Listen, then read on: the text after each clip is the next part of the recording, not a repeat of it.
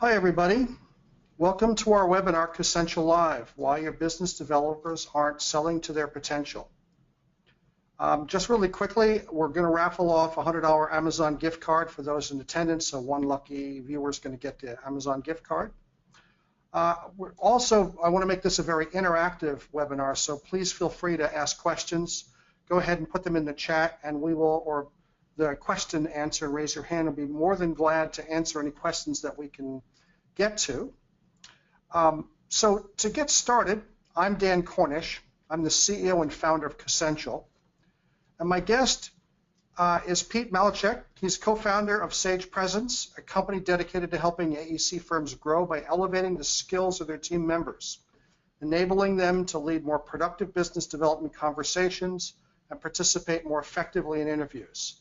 Since incorporating Sage Presence has helped clients land over $4 billion in new business. How do we go, Pete? All right. Thank you, Dan. Yeah. Talk to you this morning. Wonderful. It's great to see you. Thanks for coming. Absolutely. You and everyone listening today, and me and myself as well, we're all looking to grow our business. And your definition of success is acquiring more prospects and turning more of those prospects into clients. One of the most important ways to do that is to have your team members, the doer sellers, the folks out in the field who are interacting with the prospects and clients every day, take part of that process. But that doesn't happen as much as you want it to, which can be really frustrating. I get these questions all the time, Pete. I'm sure you do too. So we wanted to take a look at the whys behind this and offer our thoughts about what you can do to get your team more involved, more engaged, and performing better inside your business. So Pete, let's start. And I'm going to be also asking some additional questions, and please, everybody in the audience, feel free to ask questions along the way. So Pete, what would you say is in the way for team members participating in business development better?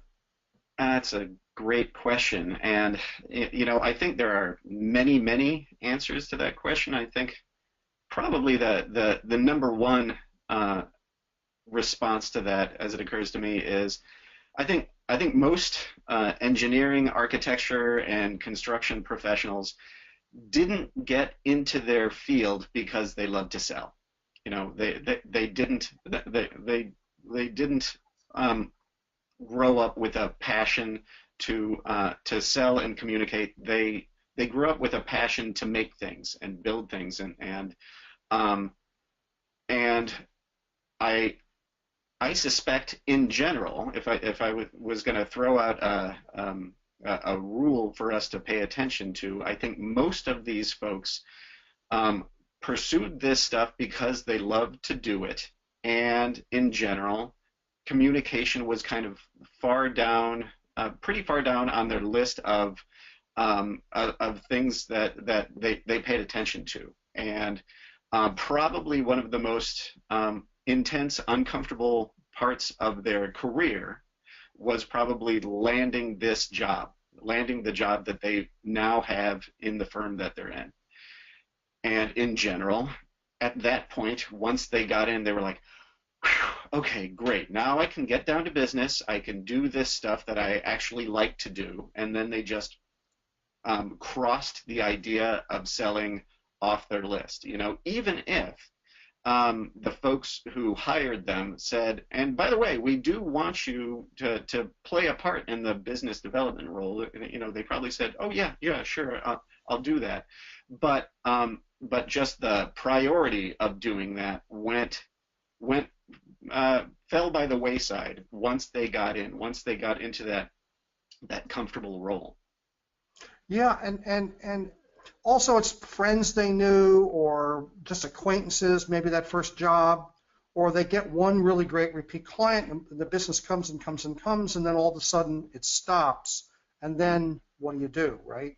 And so then, oh gee, we always tell people that the worst time in the world to look for new business is when you're slow. You should be looking for it when you're really busy. Right. And that's so counterintuitive. Yep, and just like when in your individual career, the worst time to look for your next job is when you don't have one. When that kind of desperation kicks in, or the anxiety kicks in. You can benefit from the comfort of having a job, or having a filled pipeline, allow you to generate the kind of confidence that you want to have in these conversations, so that you can represent yourself powerfully and represent your organization powerfully when you're in that situation. Yeah, and so there's Cosential, of course, is on the technology side, but I've been involved long enough to know, in terms of helping people win business, and so are you, is that the concept of the doer seller, or getting everybody in your firm to help contribute to sales, really is this big force multiplier that we all have to be able to go out there, and as opposed to just one or two or the partners doing things, having some people who really know what's going on go ahead and do it. So one of the big things that people have told us, or one of the big questions I think is worth asking, is a lot of people don't even know what they're missing. It's not on their radar. Can you talk a little bit about that problem that you've seen in the past, and then let's talk about some solutions and how that can help? Yeah, that's great. Yeah, it's not on people's radar. I think because sort of the job at hand is on their radar when they do have a job. If they're the project manager on a project, it's the project that they're focusing on, and I'm sure everybody listening is fully aware that every project comes with countless challenges, lots of very important goals that the owner cares about, and they have to keep their eye on that prize. They definitely can't take that off. So it can be hard to also have listening for future projects on the radar, or listening for opportunities to talk about future projects. So one of the things that leadership can do is check in with team members and ask questions. Not only about the existing project, but when's the last time you checked in with the owner to talk about the future, or how are your conversations going with the owner? Have you heard any mention of this project that we've heard rumblings about coming down the pike? It's really just asking questions that can keep folks focused on these things without making them feel bad if they aren't already thinking about it. I've heard the funny expression, if you see something, say something. Now that could be used for a job too, and really it's part of culturally building that into the firm's culture, and getting everyone to be engaged, and then of course using technology to figure out a way to streamline that process and give you a centralized place to put things. But right off the bat, what are the challenges that you've seen to convince people how to change their culture around that? And how have you gotten past those kind of challenges where, it might be a partner and the partnership is so used to getting jobs, and then converting that mindset to everybody as a potential salesperson? Yeah. Well, a couple of things. We highly encourage firms to set up regular meetings with all the project managers, or all the available project managers, as many team players as possible that the firm wants to be engaged in the business development process. Have regular meetings around the topic of business development, asking them what they're doing, who they're talking to, how are the conversations going, what are you struggling with, what's getting in your way of having these conversations, so that A, this stuff is on everybody's radar, and B, people can learn from each other. If you're asking them what their challenges and questions are, you're opening up the conversation so that other team members can say, oh yeah, I had a similar challenge with that with a different client last year. Here's what I did, and I got an in. So that alone can establish the culture. Another thing that we've been doing is sort of the idea of using Cosential as a central funnel, and people can enter leads or information on their phone or via email or a number of different technologies, sort of where they live, even through Outlook. But then turn it into a contest so that whoever gives the most number of leads in a month gets some sort of spiff or like a gift card or some sort of gift. Gamify it a little bit. Let people visibility. Let everybody in the firm know, oh, Joe over there has been doing great, but Sally needs to be doing a little bit more. Those sorts of things, so that we can start to build this culture around let's use all of our ears and all of our eyes, as opposed to a couple of ears and a couple of eyes. That's fantastic. What kind of metrics would you urge teams to have members compete with? So you could initially just do raw count. Now that's a very blunt instrument, but at least it's a way to get into it.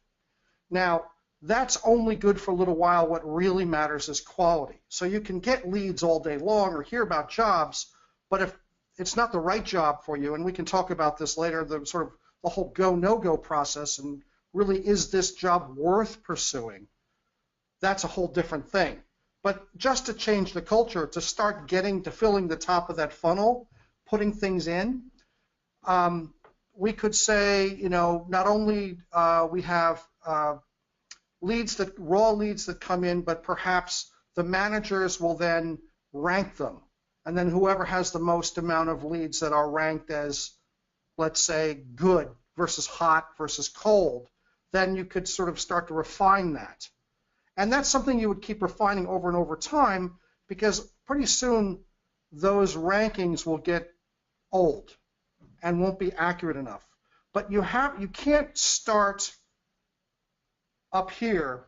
You have to start baby steps, one step at a time. So I'm thinking just a raw count and then ranking them hot, medium, and cold to start. And Cosential has all of those tools, and you could build a dashboard. You could even put the dashboard up on a TV screen in your office so that Cosential is live updating that to show who's contributing to the company, that sort of thing. Mm-hmm. It sounds to me like Cosential might also be a really great tool that folks can use to help them lead these company-wide business development meetings. If there are remote folks who leadership wants to participate in these meetings, can they do it electronically, where everybody's got the dashboard in front of them, and the manager is talking about these statistics and comparison numbers? Absolutely. In addition, we have a spreadsheet-like interface where people can live update the data together, so they can all be working in essence on the same data. So, the tool that we provide enables this culture change. That really is what enables companies from going from average performers to high performers in sales. And so the first thing is that I think a lot of stuff slips through the cracks. It's my gut, and I'm talking for people for years and years and years, how all of a sudden your competitor wins a deal because we didn't know about it. So just getting things on your radar is important. Now, of course, really good firms know every deal in the marketplace, and so that might not be most applicable. But I think the next thing I'd love to talk to you about is that this concept of a doer seller. If you just as a manager go out and sell and get me some stuff, the poor project manager doesn't know what's expected of them. Yeah. And so how would you recommend people start to set expectations, and what kind of expectations have you seen and do you recommend to people to do? Great question, and I think this ties together with the metrics that we were talking about a minute ago as well. I find it extremely important for leadership to communicate to team members specifically what they mean by selling. because yeah, way too often they just say exactly what you just said. You got to kind of get out there. You got to go represent the company. You got to sell, and that could mean any number of things. I mean, it could mean go to professional association events, introduce yourself, get to know representatives of the owners, get to know representatives of other folks who work with architectural engineering construction firms. It's probably not terribly valuable to get to know members of your competitors, but it can be.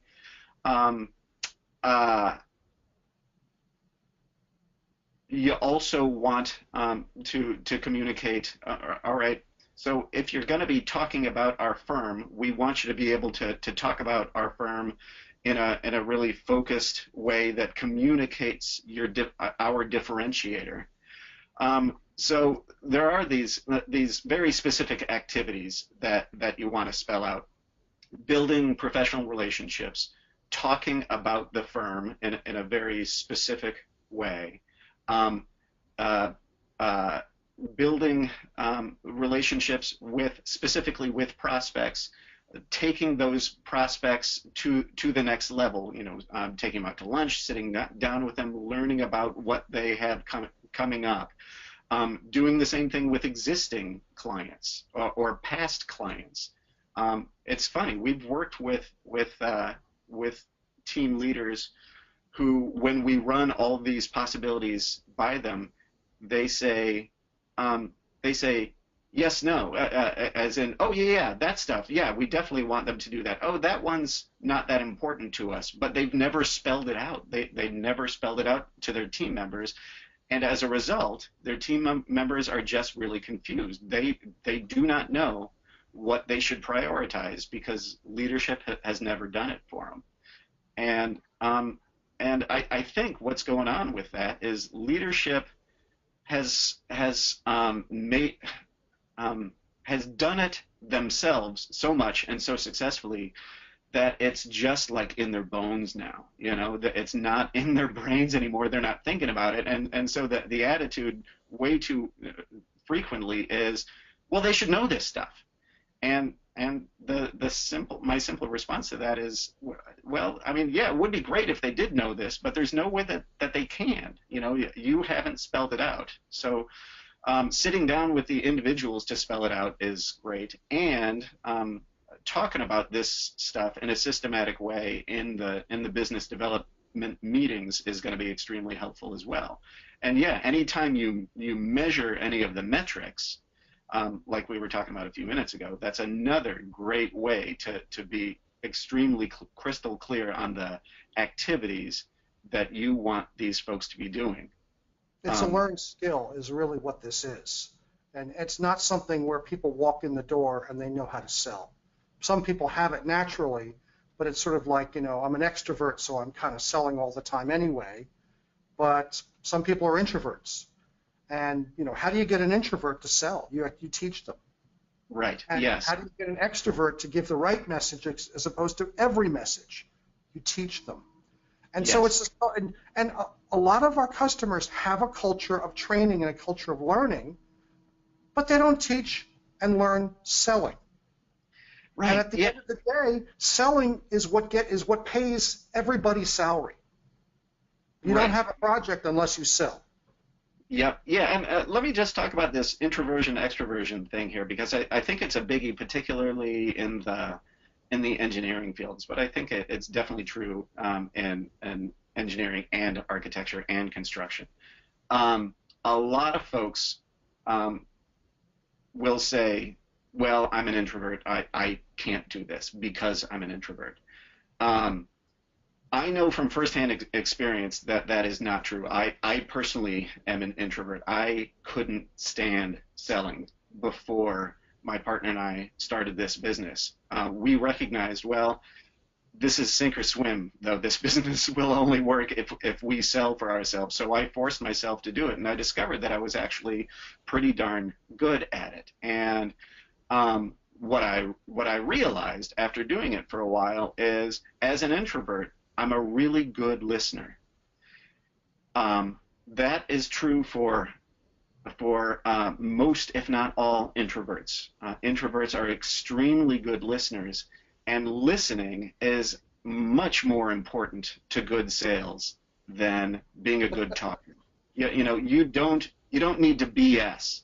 I think a lot of introverts in particular feel like, well, I just don't have that gift of gab. I can't just talk and talk and talk and talk. And that process of talking and talking and talking can actually turn some people off. If you listen extremely well and communicate and talk in a more sort of surgical way, in a precise way, that can really take you miles in terms of winning people over and getting them to say yes.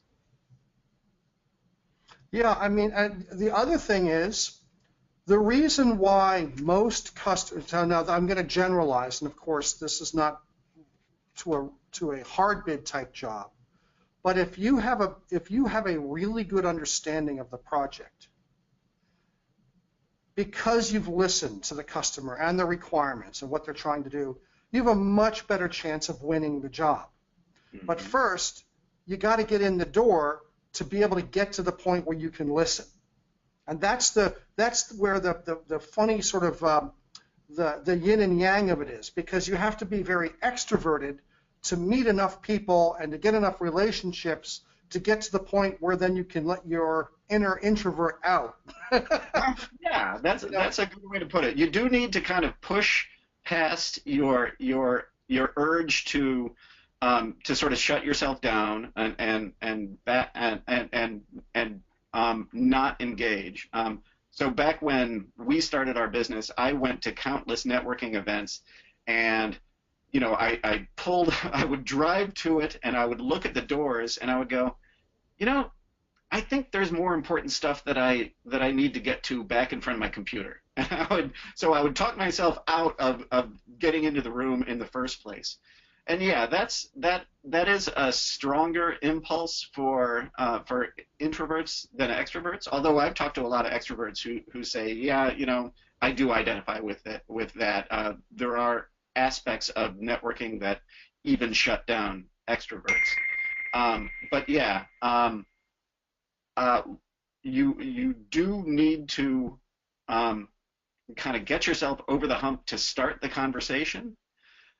Once you're in it, though, man, those introverted listening skills really show up. So then we can start to lean on technology again. You can start to set goals. To say, okay, I need you to create 5 new introductions this week, or 5 new this month, or whatever you like. Yes. And that's your goal. Now, that's going to tell people, I'm going to measure you. I'm going to hold you accountable. Well, you can use a system like Cosential to manage that piece, but then that gets people out there. And then what I would also recommend is have this continuous feedback loop, because the first couple of times people do it, they're not going to get it right. You're not going to teach a person how to sell once, then they go out and sell, and then hope it's all going to work out somehow. It's this process that you have to keep doing over and over and over and over again. It's really important to reinforce, to give guidance, to be a coach. Now, a partner in a firm, a construction firm, an engineering firm, an architectural firm, they don't really necessarily think of themselves, and this is not the reason why they got into the business of being a sales coach.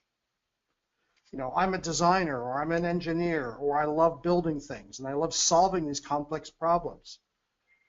So I always tell people that one of the most complex problems that you have to solve is how to sell what you do. And since you're an expert in what you do, it's easy to sell it, because you don't have to learn what to say. There's nothing pretend about it. You just have to tell people what you love to do and what you're really good at. That's such a great way to talk about it. And yeah, that's I completely agree. Everybody that leadership wants to participate in business development is a subject matter expert. They know their stuff. All they need to do is talk about this is share their expertise. So a huge part of selling is leading consultative conversations with prospects and clients, finding out what their pain and their goals are, and saying, oh wow, oh, okay, so you've got those problems. Well, man, this is what we could do to help, and just talk about these solutions that are already in your heads. The biggest danger is that you provide too much detail. What we do when we work with folks is we say, well, try to pay attention to how this stuff is landing on people, and probably what you'll notice is in the first minute or so they're really excited because they can tell you're an expert. If you go on for too long, you can kind of cause the eye glaze. You could just interrupt yourself at that point. You could just say, oh, okay, sorry, I'm getting really excited about this stuff. There's a lot more that I could tell you, but I'll just cut it short there, and just stop talking whenever you notice that you've caused people's eyes to glaze. And what you'll do there is you'll get people excited about you, excited about the possible solutions that you can provide, because you have just communicated that you are an expert in this stuff, and that's all they care about. They don't need to learn it from you. They just need to know that you guys know this stuff. Right, and once you get to an interview, there's no reason you don't have to prove that you're qualified to be in that room. Everyone in that room, or anybody going for an interview or submitting a proposal, they're qualified. It's just to what level. But going back to this interesting idea is that you have to build this into your culture, this whole process of teaching, of measuring, of effectively communicating what's expected of you, and then creating a feedback loop. That's what we see as the high-performing firms in the industry that are our customers, who have way above average hit rates on proposals, on jobs, that they have integrated all of this into their corporate culture, as opposed to waiting until we're slow and then, we got to get some more business in the door because everyone's so busy. The worst, I'm going to say this again because it's so important. You have to do all of this stuff when you're the busiest. When you're really, really busy, a little light should go off in your head to say, now is the time for us to sell. Because we're successful, we're busy, we can talk to really happy customers, we've got things in the pipeline, because when all of this stuff ends, then what? Exactly. So juggling is the critical skill that every member of an architectural engineering or construction firm really needs to master. Working on the current project and leading these conversations about future projects. Right, and it's just as important as delivering the job, and I think that's what people sometimes forget is, look, I'm really busy, I'm up to my neck in alligators, I have no time for anything else. And this has to be one more thing that you have to do and that you're being measured on. Mm-hmm. That's the sign of a very healthy company, is when they have that kind of culture. That's great. Another thing that we've heard or questions is that, well, okay, we've got people telling us what to do, and now nothing's keeping me on task. And so, you can use a system like Cosential, but also these continuous meetings to talk about this stuff, to push it along so that people stay on task, so that you have metrics. And I think you can't, the biggest thing I talk about Cosential is that you can't improve a process unless you can measure it. And you can't measure a process unless you collect data. Mm-hmm. So part of this is what you're talking about is the cultural and business process part, and part of it is getting the metrics so that you can actually build this feedback loop so that you can improve your process. And yes. I just lost track of the time. You and I got wound up. It's 12:29. How do you like that? We recorded this webinar, so we're going to make it available to people to rewatch probably the next day or 2 or 3. I'm not going to promise precisely when, but we're going to get on it right away. Soon, very soon. Very soon. We have a winner of the gift card, and I don't know how to pronounce this person's name. Eofe AOIFE McCardle from BGE. So congratulations. We'll be in touch with you soon, and I apologize for destroying your first name. I apologize for that, and I'll get that right at some point. And I want to thank everybody for joining us for this webinar. We're going to be doing a lot more of these. We think that this can be really valuable to our customers and very valuable to everyone, potential customers, but really just talking about learning and teaching people in the industry